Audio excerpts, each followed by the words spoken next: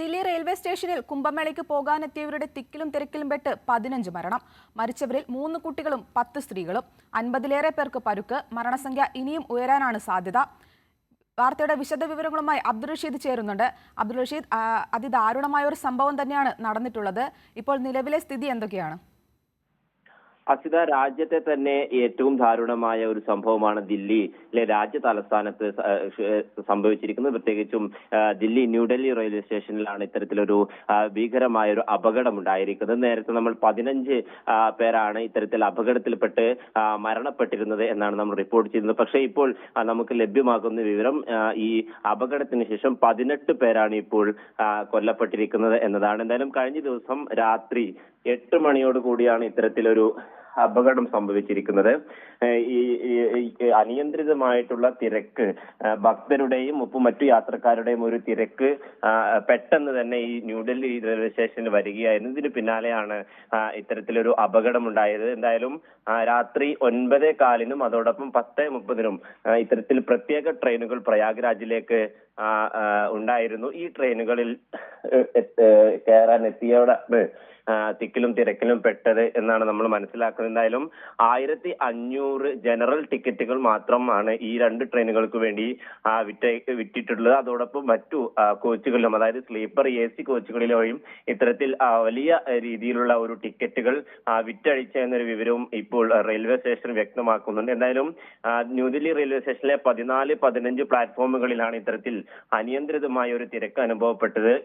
Train അല്പസമയം വൈകിയിരുന്നു. വൈകുക മാത്രമല്ല, ഈ ട്രെയിൻ മറ്റൊരു പ്ലാറ്റ്ഫോമിലേക്ക് മാറ്റുകയും ചെയ്തു. ഇതിന് പിന്നാലെ നിരവധി ഭക്തരൊക്കെ തന്നെയും ഈ പ്ലാറ്റ്ഫോമിലേക്ക് ഒരേ സമയം ഇരച്ചു കയറിയത് അപകടത്തിന് ആക്കം കൂട്ടി. എന്തായാലും നിലവിൽ ഇപ്പോൾ 18 പേരാണ് മരിച്ചിരിക്കുന്നത്. ഇതിൽ 11 പേരും സ്ത്രീകളാണ്. അതോടൊപ്പം 3 കുട്ടികളും ഉൾപ്പെടുന്നു എന്നൊരു വിവരമാണ് ഇപ്പോൾ നമുക്ക് ലഭ്യമാകുന്നത്. എന്തായാലും നിരവധി പേർ ഇവിടെ എത്തിയിട്ടുണ്ട്. പ്രത്യേകിച്ചും നിലവിലെ ദില്ലി മുഖ്യമന്ത്രി, കാവൽ മുഖ്യമന്ത്രി അതിഷി അടക്കമുള്ളവരൊക്കെ തന്നെയും നിലവിൽ ആശുപത്രിയിലും അതോടൊപ്പം ന്യൂഡൽഹി റെയിൽവേ സ്റ്റേഷനിലും എത്തിയിട്ടുണ്ട്. അതോടൊപ്പം നിരവധി കേന്ദ്ര നേതൃത്വങ്ങളൊക്കെ തന്നെയും അന്വേഷണവുമായി എത്തുകയും അതോടൊപ്പം അനുശോചനവും രേഖപ്പെടുത്തിയിട്ടുണ്ട്. എന്തായാലും വളരെ ദാരുണമായിട്ടുള്ള ഒരു സംഭവം തന്നെയാണ് ഇപ്പോൾ ദില്ലി റെയിൽവേ സ്റ്റേഷനിൽ ഉണ്ടായിരിക്കുന്നത്.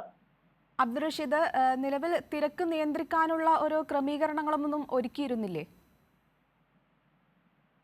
അസിത, ഇന്ന് ഞായറാഴ്ച ദിവസമാണ്. അതുകൊണ്ട് തന്നെ ഭക്തരുടെയും അതോടൊപ്പം ന്യൂഡൽഹി റെയിൽവേ സ്റ്റേഷനിൽ എത്തുന്ന മറ്റു യാത്രക്കാരുടെയും ഒരു തിരക്ക് പ്രതീക്ഷിച്ചിരുന്നു എന്നാണ് ഇപ്പോൾ ദില്ലി പോലീസ് പറഞ്ഞത്. പക്ഷേ ഒരു ഘട്ടത്തിൽ വലിയ രീതിയിലുള്ള ഒരു തിരക്ക് അനുഭവപ്പെട്ടു. ഇത് നിയന്ത്രിക്കാൻ ദില്ലി പോലീസിനും അതോടൊപ്പം റെയിൽവേ പോലീസിനും സാധിച്ചില്ല. മാത്രമല്ല, ഈ ട്രെയിൻ പ്ലാറ്റ്ഫോം മാറിയത് ഒരു വലിയ ഒരു തിരക്കിലേക്ക് എത്തിക്കുകയായിരുന്നു. അതായത് ആദ്യഘട്ടത്തിൽ 12-ാം നമ്പർ പ്ലാറ്റ്ഫോമിലേക്ക് വരുന്ന ട്രെയിൻ പിന്നീട് വൈകി ഓടുകയും അതിനുശേഷം 16-ാം പ്ലാറ്റ്ഫോമിലേക്ക് വരികയും എന്ന ഒരു വിവരം ലഭിക്കുകയായിരുന്നു എന്നാണ് നിലവിലെ യാത്രക്കാരൊക്കെ തന്നെയും പറയുന്നത്. ഈ സമയം എല്ലാ യാത്രക്കാരും ഒരേ സമയം ഈ ചെറിയ വഴികളിലൂടെ, ചെറിയ സ്റ്റെപ്പുകളിലൂടെ പ്ലാറ്റ്ഫോം മാറുന്നതിന്റെ ഭാഗമായാണ് ഇത്തരത്തിലൊരു തിരക്ക് അനുഭവപ്പെടുകയും ആളുകൾ തിക്കിലും തിരക്കിലും പെടുകയും ആദ്യഘട്ടത്തിൽ 10 പേർക്ക് പരിക്കേറ്റു എന്നായിരുന്നു റിപ്പോർട്ടുകൾ ഉണ്ടായിരുന്നത്. പിന്നീട് ഈ സംഖ്യകളൊക്കെ തന്നെയും കൂടുകയാണ്. നിലവിൽ ഇപ്പോൾ 50 പേർക്കാണ് ഇത്തരത്തിൽ അപകടം പെട്ടിരിക്കുന്നത്. വലിയ രീതിയിലുള്ള ഒരു അപകടം തന്നെയാണ് ഇപ്പോൾ ന്യൂഡൽഹി റെയിൽവേ സ്റ്റേഷനിൽ ഉണ്ടായിരിക്കുന്നത്. അബ്ദുൾ റഷീദ്, നിലവിൽ റെയിൽവേ ഉന്നതതല യോഗം തീരുമാനിച്ചിട്ടുണ്ടല്ലോ, അപ്പൊ അതിന്റെ വിശദാംശങ്ങൾ എന്തൊക്കെയാണ്? നിലവിൽ ഇപ്പോൾ ഇതുമായി ബന്ധപ്പെട്ട അന്വേഷണം ആരംഭിച്ചിട്ടുണ്ട് എന്നാണ് റെയിൽവേ ഉന്നത വിഭാഗം നമ്മളെ അറിയിക്കുന്നത്. അതോടൊപ്പം കേന്ദ്ര റെയിൽവേ മന്ത്രി അശ്വിനി വൈഷ്ണവ് ഇതുമായി ബന്ധപ്പെട്ട കാര്യങ്ങളൊക്കെ തന്നെയും വ്യക്തമാക്കുന്നുണ്ട്. സുരക്ഷാ നടപടികൾ സ്വീകരിച്ചിരുന്നു.